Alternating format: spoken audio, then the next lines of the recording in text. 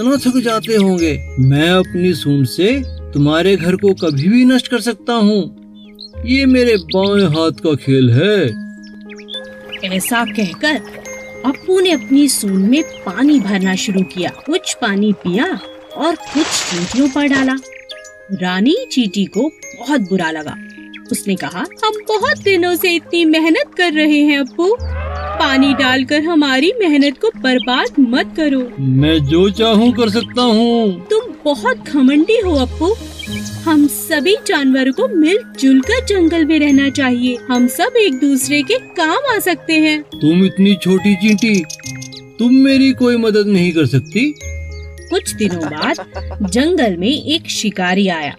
उसने अप्पू को पकड़ने के लिए जाल फैलाया और अप्पू उस जाल में फंस गया। तभी रानी चींटी की नजर शिकारी पर पड़ी। उसने अप्पू हाथी की जान बचाने की सोची।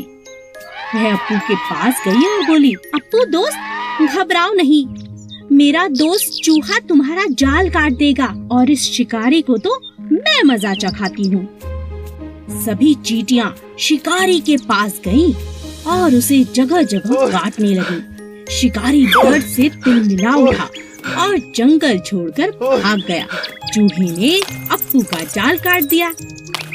अप्पू ने चींटियों से माफी मांगी और कहा, मुझे माफ कर दो चींटी रानी, हम सबको मिलजुल कर रहना चाहिए।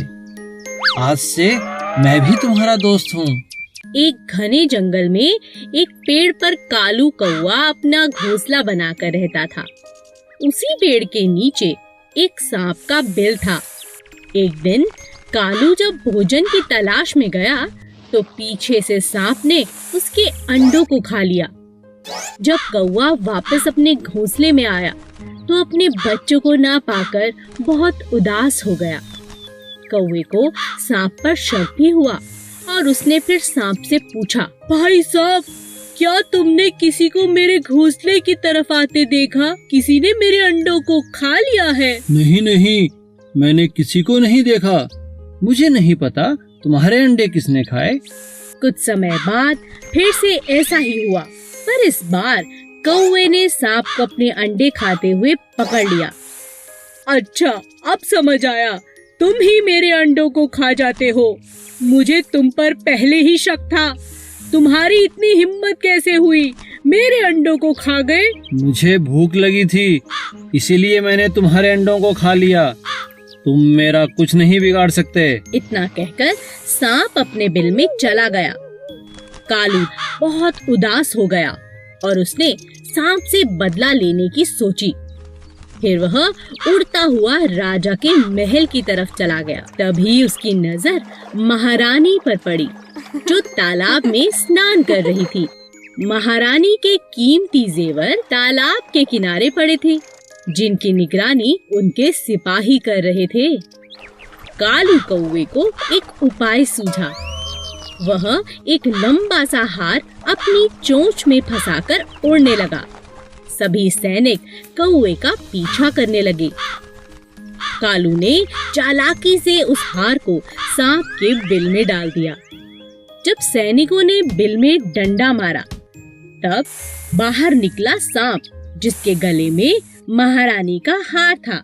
सैनिकों ने पीट पीट कर सांप को जान से मार दिया और हार ले लिया। इसी तरह कालू कौवे ने सांप से अपना बदला ले लिया।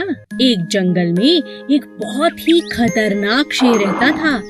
क्योंकि वह जंगल का राजा था, इसीलिए वो कभी भी किसी को भी खा जाता। एक दिन जब राजा अपनी गुफा में आराम कर रहा था, तभी एक छोटे से चूहे की नजर शेर पर पड़ी। अरे वाह, इतना बड़ा शरीर, इतने बड़े बड़े पंजे, इनके तो दांत भी बहुत नुकीले लग रहे हैं।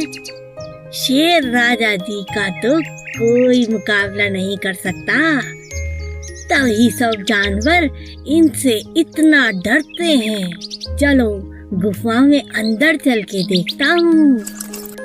जैसे ही चूहा शेर के पास पहुँचा, अचानक शेर की आँख खुल गई और उसने चूहे को दबोच लिया।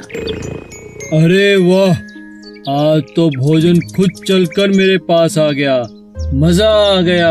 मुझे माफ कर दो राजा जी, मैं तो गलती से आपके पास आ गया। मुझे खाकर तो आपकी भूख भी नहीं मिटेगी।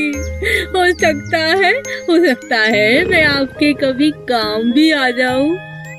चूहे की यह बात सुनकर राजा के मन में दया आ गई और उसने कहा,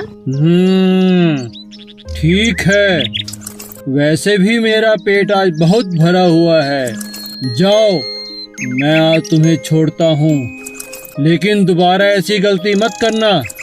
और इस तरह चूहे की राजा ने जान बख्श दी। एक दिन राजा शेर भोजन की तलाश में एक नदी किनारे पहुँचा।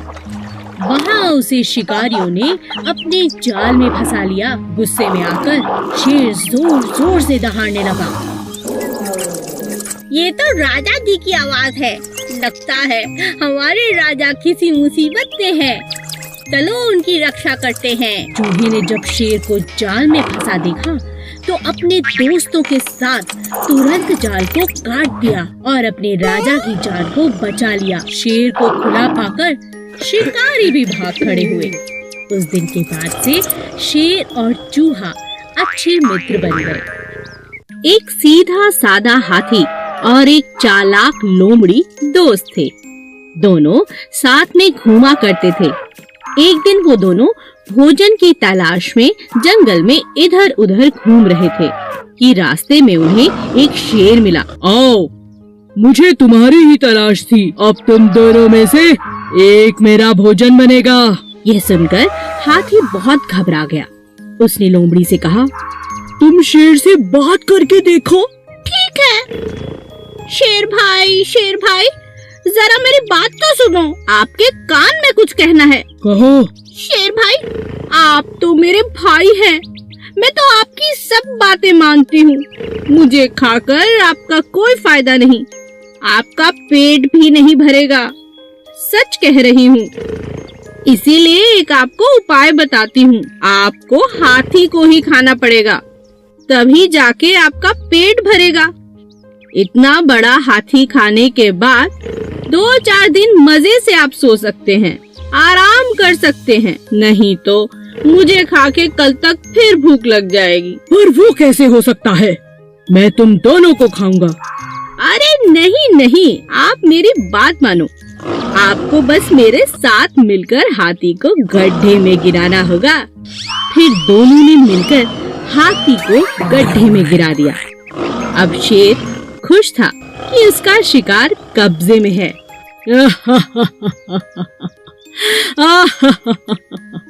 अब तुम इधर आओ चालाक लोमड़ी। खुद को बहुत चालाक समझती हो। अपने प्रिय दोस्त हाथी को भी मेरे लिए धोखा दे दिया। ऐसा कहकर शेर ने लोमड़ी को अपने पंजों में पकड़ लिया और उसे खा गया, जो दगाबाज थी।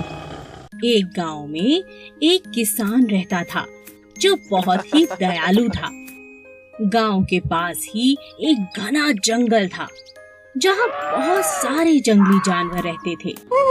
इन जंगली जानवरों को पकड़ने के लिए शहर से शिकारी शिकार करने के इरादे से वहां आते थे। एक दिन शिकार के दौरान शेर को शिकारी का तीर लग गया, पर इससे पहले कि शिकारी शेर को पकड़ पाते, वह भागकर किसान के घर के आगे बेहोश होकर गिर पड़ा। किसान ने जब घायल शेर को देखा तो उसने शेर की मरहम पट्टी की और साथ में भोजन भी कराया। कुछ दिन बाद जब शिकारी दोबारा जंगल में आए तो वह उसी शेर को पकड़ने में कामयाब हो गए। हमें शहर तक पहुंचने में 2 दिन लग जाएंगे। शेर तो मांसाहारी होता है, क्यों ना इसे जंगल से कुछ शिकार करके खिला दें। हाँ, ये ठीक रहेगा। तभी शिकारियों की नजर लकड़ियां काटते हुए एक किसान पर पड़ी। यह वही किसान था जिसने शेर की मदद की थी, उसकी जान बचाई थी। शिकारी ने जबरदस्ती किसान को पकड़ा और शेर के पिंजरे में डाल दिया। सुनो शेर, अब यही तुम्हारा भोजन है, इसे खाओ। शेर बहुत गुस्से में था और भूखा भी, लेकिन जैसे ही वह किसान के पास पहुंचा, उसने किसान को पहचान लिया और उसे चाटने लगा। एक इंसान और जानवर की ऐसी अद्भुत दोस्ती देखकर शिकारी हैरान रह गए और उन्होंने उन दोनों को आजाद कर दिया। अच्छे कर्म का फल हमेशा अच्छा होता है। दो कौवे। एक जंगल में दो कौवे रहते थे। एक था कालू और दूसरे का नाम था भोलू। दोनों मिलजुल कर साथ साथ रहते थे, लेकिन उनमें से कालू बहुत चालाक और हट्टा कट्टा था और बेचारा भोलू जैसा नाम वैसा ही सीधा और सादा था। एक दिन कालू और भोलू में बहस हो गई। मैं तुमसे ज्यादा हट्टा कट्टा हूँ, इसलिए मैं तुमसे ताकतवर हूँ। नहीं नहीं, मैं तुमसे ज्यादा ताकतवर हूँ, क्योंकि मैं तुमसे उम्र में बड़ा हूँ और ज्यादा समझदार हूँ। दोनों अपनी अपनी बात पर अड़े रहे। कालू कहता है कि वह ताकतवर है और भोलू कहता है कि वो ताकतवर है। बस ये लड़ाई खत्म होने का नाम ही नहीं ले रही थी। तब दोनों अपने बीच में प्रतियोगिता रखते हैं। जो भी अपनी चोंच में एक थैली में कुछ भरकर जितना ज्यादा ऊपर उड़ेगा, वो ही ताकतवर होगा। कालू बहुत चालाक था। उसने अपने थैले में रुई की गेंदें भर दी, लेकिन भोलू के थैले में नमक भर दिया, जिस बात का भोलू को पता ही नहीं चला। अब दोनों ने उड़ान भरनी शुरू की। देखते ही देखते कालू ऊपर की तरफ चला गया और बेचारा भोलू वजन के मारे ज्यादा देर तक ऊपर नहीं उड़ पाया। वह नीचे नीचे ही उड़ता रहा, क्योंकि उसकी थैली में ज्यादा वजन था।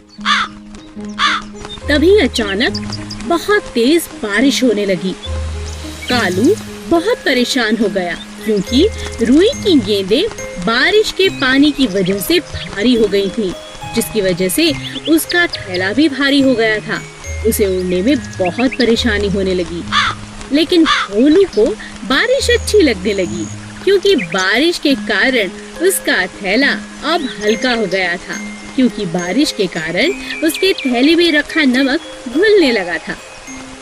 अब भोलू ऊपर उड़ने लगा और उसने चुनौती भी जीत ली। हमें किसी को